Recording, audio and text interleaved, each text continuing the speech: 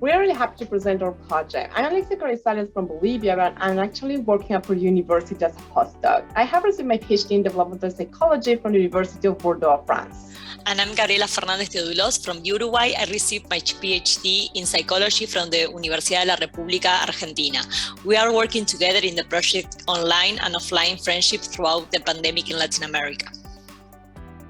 The COVID-19 pandemic and related lockdowns have abruptly undependent adolescents' lives. Social isolation and remote schooling have led to an increase in screen time, pushing adolescents to interact more frequently through online means. However, despite increasing social media adoption among youth growing up in low and middle-income countries, there is a dearth of research on media use and well-being among these populations. We will collect data at 2 time points in Bolivia and Uruguay, which aims to, first, examine change and or continuity in online and offline friendships, social media affordance, online prosocial behaviors, and COVID-19 worries in the aftermath of the pandemic. And second, whether online prosocial behaviors mediate the relationships between the variables already mentioned. Hi, this is Dr. Eden Holipasterol. I'm a registered psychologist and assistant professor of applied psychology at the University of the Philippines Diliman Extension Program in Pampanga. My research interest focuses on mental health and child and adolescent development, including the development of indigenous Filipino youth. My current research is a mixed method study that aims to explore the spirituality, emotion regulation, parent-child relationships, and ethnic identity of indigenous adolescents as functions of psychological resilience and academic resilience. Hi, I'm Philip Berniski. I'm a developmental psychologist at the HIV Center for Clinical and Behavioral Studies, which is at Columbia University and the New York State Psychiatric Institute. My SRA Global Scholars Small Grant is titled The Effects of the COVID-19 Pandemic on Adolescent Coping and Mental Health, with Implications for Telehealth in 2 East African Countries. Short title is EPIC East Africa. Through this small grant, we will begin to examine how the COVID-19 pandemic has affected adolescent mental health in East Africa and how telehealth counseling could be used to link symptomatic adolescents in under-resourced regions with care. Our research will advance the understanding of how COVID-19 has affected adolescent development and offer initial steps to address adolescent mental health in under-resourced settings. We'll also establish a new collaboration between early career scholars and mentors who conduct work internationally in Kenya and Uganda, as well as the US. I would like to thank the organizing committee of the Society of Research on Adolescence for funding this project, emphasizing the strength and value of a person-centered examination. More specifically, we aim to conduct a latent growth class analysis among a subset of Australian youth, trying to identify the patterns of experiences across middle to later adolescence, dissecting and examining the nuances between their experiences in the quality of their relationships with their parents, their perceptions of acceptance and belonging to their school environment, as well as their experience and exposure to peer stressors. My name is Dr. Lanita Makutsa Makila, faculty member at Kibabi University, Kenya. My research project is on gender-based violence during the COVID-19 pandemic and the effects on academic resilience and mental health outcomes of adolescent girls in Kenya and Uganda. The pandemic-related GBV forms had multiple rational outcomes on girls' educational attainment and mental well-being, such that 1 million girls in sub-Saharan Africa did not return to school after the school closures meant to contain the pandemic. Other consequences of GBV were early pregnancies, early marriages, and mental health problems such as depression and even anxiety.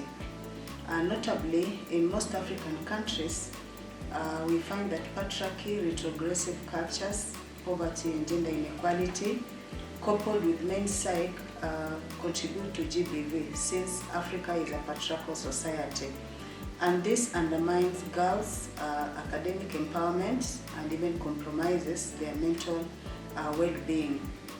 There is therefore a dire need to have cross-country comparisons on COVID-19 related GBV forms, and that is why this study is being carried out in Kenya and Uganda.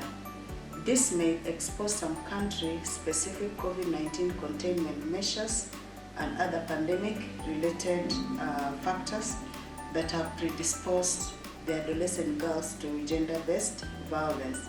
My name is Mulat Hasnaga and I am from Addis Ababa University, Ethiopia. First of all, I would like to thank SRA for accepting my application for SRA COVID-19 Scholars Seed Grant Program. The title of my project is COVID-19 related stress and mental health problems of adolescents in Ethiopia. The purpose of the study is to examine the relationship between COVID-19 related stress exposures and mental health outcomes of adolescents in the school setting. In addition, the study will examine the moderating roles of adolescent in vulnerability to COVID-19 and stress tolerance in the relationship between exposure to COVID-19 related stress and mental health outcomes of adolescents. Thank you very much. My name is Ann Skinner, and I work at the Center for Child and Family Policy at Duke University in Durham, North Carolina, in the United States. My research focuses on how community-wide stressors impact families with regards to parenting, child development, and adolescent resilience. Before I worked at Duke, I also worked with at-risk and adjudicated youth in both residential and public school settings, so I also have a particular interest in how community-wide stressors and different parent-child relationship characteristics influence the development of aggression during adolescence. For the last 2 years, my work has focused on how COVID-19 as a community-wide stressor has impacted families, and particularly adolescents and young adults. For the last 14 years at Duke, I've been fortunate to be involved in a longitudinal project that's working in 9 countries to study parenting, child development, adolescent risk-taking, and young adult competence. I'm very grateful to SRA and the Templeton Foundation for allowing me the opportunity to expand my collaborations internationally and try to bring together different data sets and data sharing techniques so that we can capitalize on our strength as researchers around the world to learn more about how COVID-19 is impacting adolescents and young adults. Hello, I am Dr. Steven Asatsa. I'm one of the SRA 2022 fellows dealing with the impact of COVID-19, and I am happy to introduce my project. The project I'm dealing with is on impact of COVID-19 experiences on emotional regulation among adolescents and the mediating role of religiosity and character strengths.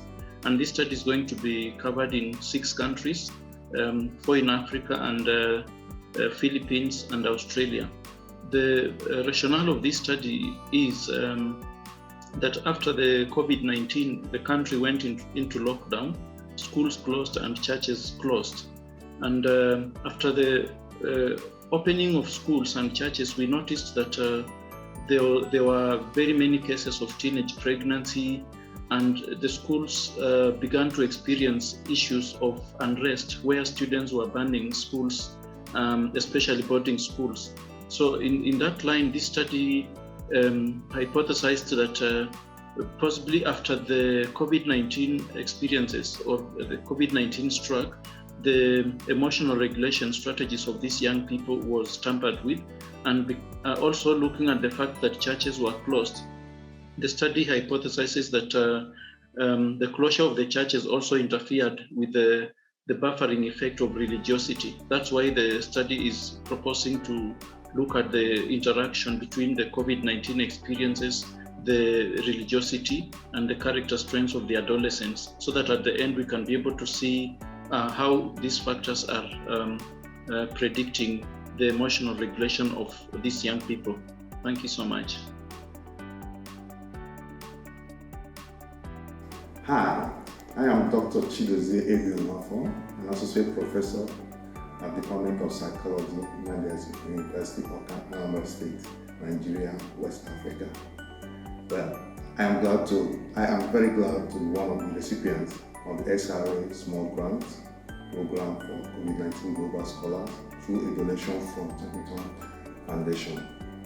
My project will focus on how resilience, spirituality, sense of community belonging will mitigate or moderate the impact of COVID-19 experience and threat on adolescent academic interests and mental health across 3 West African countries, specifically Nigeria, Kenya, and Ethiopia. I thank SRL COVID-19 Response Team and Templeton Foundation for granting me the opportunity and support to contribute to this discourse. Thank you. Hello, my name is Mette Ranta and I come from Helsinki, Finland, where I work as a university lecturer and postdoctoral researcher at the Department of Education at the University of Helsinki. My background is in developmental psychology and I defended my doctoral dissertation in the University of Jyväskylä in 2015. I work in a strategic research council-funded consortium called DigiConsumers. My research interests have been in youth development, mainly concerning life course transitions related to financial independence and young people's well-being, especially in the financial life domain. I'm extremely grateful for the funding received by the Templeton Foundation and to be part of the SRA Fellowship. Together with Dr. Ann Skinner and Dr. Carmen Keeley, we submitted this research proposal to work on a paper focusing on adolescent adjustment, well-being, and individual, peer, and family context during COVID-19 in 3 countries, Italy, the US, and United Kingdom. Secondly, together with my mentor, Professor Ingrid Schoen, I plan to conduct longitudinal data analysis of the British data to examine adolescents' financial strain during COVID-19 and related career and financial concerns during the progress of COVID-19. Hi everyone, I'm Carmen Keeley and I'm a postdoctoral researcher here in the west of Ireland, where I work with the UNESCO Child and Family Research Centre. My academic background is in sociology and psychology, and I'm particularly interested in the cultural aspects of parenting, child and youth development, but also the inequalities experienced by marginalized groups. I defended my PhD thesis in January of 2020 and have since been involved in a number of research projects which generally related to children's rights, child protection, and also child welfare. In March of last year, I joined a team of researchers on a large-scale study here in Ireland, where we explored the living and learning experience of young people, and I came to realize the importance of COVID-19 studies in order to support young people as we move forward and out of the pandemic. Hello, I am Rasa Erantaitė from Lithuania, from Kaunas University of Technology. I study adolescent development, and most of all, I'm interested in how adolescents see themselves and how they see their future. So I focus on personal goals, personal identities, future aspirations, and aspects of motivation of adolescents. And I'm specifically also interested in how different socioeconomic and socio-cultural contexts shape these developmental processes. So for this program, I have a proposal on adolescent academic motivation and academic well-being before and during the COVID-19 pandemic, and how this was shaped by family characteristics that are related to socioeconomic status of adolescent parents, such as family conflict, family educational expectations. And I'm really happy that this proposal got supported, and I'm really thankful for a chance to participate in this program.